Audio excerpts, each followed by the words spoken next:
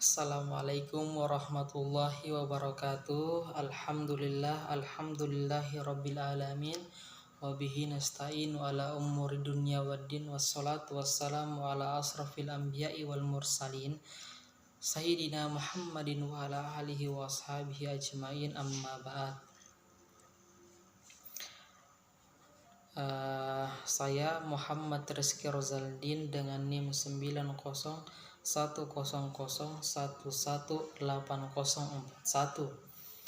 Nah, di sini saya akan menjelaskan apa yang saya pahami dari akad murabahah. Akad murabahah berasal dari bahasa Arab, yaitu aribhu, yang berarti keuntungan, kelebihan ataupun tambahan. Di dunia perbankan syariah, perjanjian ini terjadi antara bank dengan nasabah yang memerlukan barang dari bank tersebut. Pada dasarnya, murabahah adalah transaksi penjualan, yang mana murabahah adalah bentuk transaksi jual beli dengan tujuan utama bagi hasil atau bagi keuntungan penjual antara pemilik modal dan pembelinya. Nah, yang membedakan akad ini dalam praktik penjualan konvensional lainnya adalah informasi yang diberikan kepada pembeli. Menurut pendapat Utsmani, bahwasanya murabahah adalah bentuk jual beli yang menuntut penjualnya untuk memberi informasi kepada calon pembelinya tentang harga dan biaya di baliknya. Selain harga jual, calon pembeli juga dapat berhak tahu tentang nilai pokok barang serta jumlah keuntungan yang diambil oleh si penjual tersebut.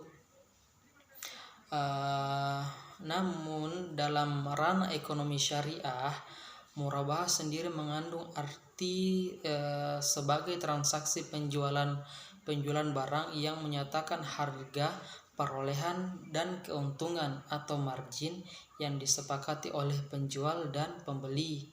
Sementara berdasarkan fatwa DSN MUI Indonesia,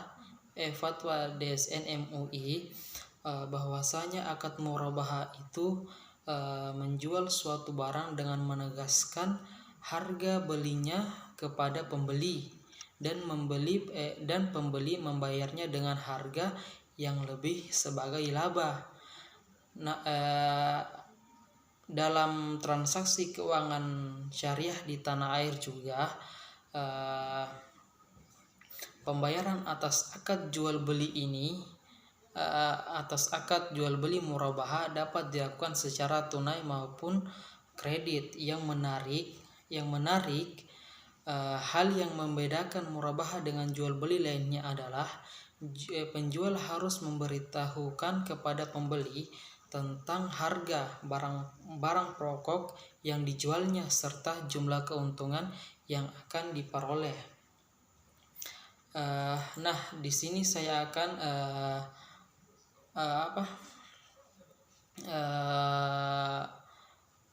memberitahu landasan hukum dari akad murabahah. Sistem murabahah memiliki landasan hukum berdasarkan dalil-dalil dari Al-Quran, hadis, ataupun ijma ulama. Di sini saya akan mengambil dalil dari Quran surat Al-Baqarah dari Quran surat An-Nisa ayat 29, yang artinya, hai orang-orang yang beriman, janganlah kamu saling menerima harta dengan jalan yang batil, kecuali dengan jalan perniagaan yang berlaku dengan suka sama suka di antara kamu, dan janganlah kamu membunuh dirimu. Sesungguhnya Allah adalah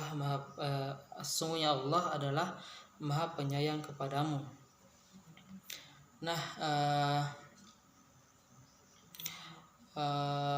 praktik selanjutnya saya akan menjelaskan praktek murabahah dalam perbankan Islam. Nah, tidak bisa dipungkiri lagi bahwasanya salah satu skema fikih dalam praktik perbankan Islam yang populer adalah jual beli berdasarkan akad murabahah. Murabahah dalam perbankan syariah, dalam perjanjian murabahah, bank membiayai pembelian barang atau aset yang dibutuhkan oleh nasabahnya dengan membeli barang dari pemasok barang dan kemudian menjualnya kepada nasabah tersebut dengan menambahkan suatu keuntungan atau margin keuntungan. Murabahah sebagaimana yang ditetapkan dalam perbankan syariah pada prinsipnya didasarkan pada dua elemen pokok, yaitu beli serta biaya yang terkait dan kesepakatan atas nisbah bagi hasil.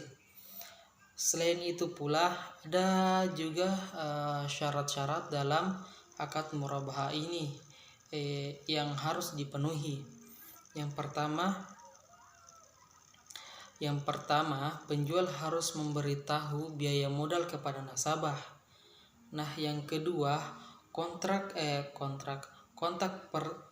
pertama harus sah dengan rukun yang ditetapkan.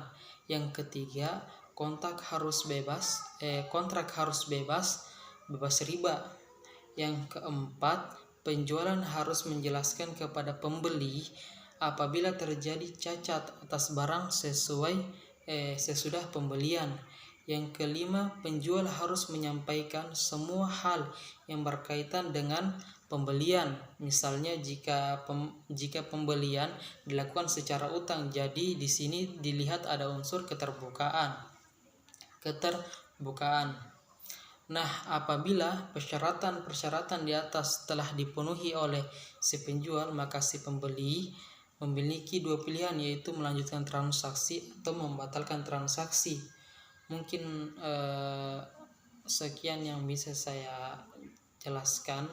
Akhir kata saya ucapkan wassalamualaikum warahmatullahi wabarakatuh.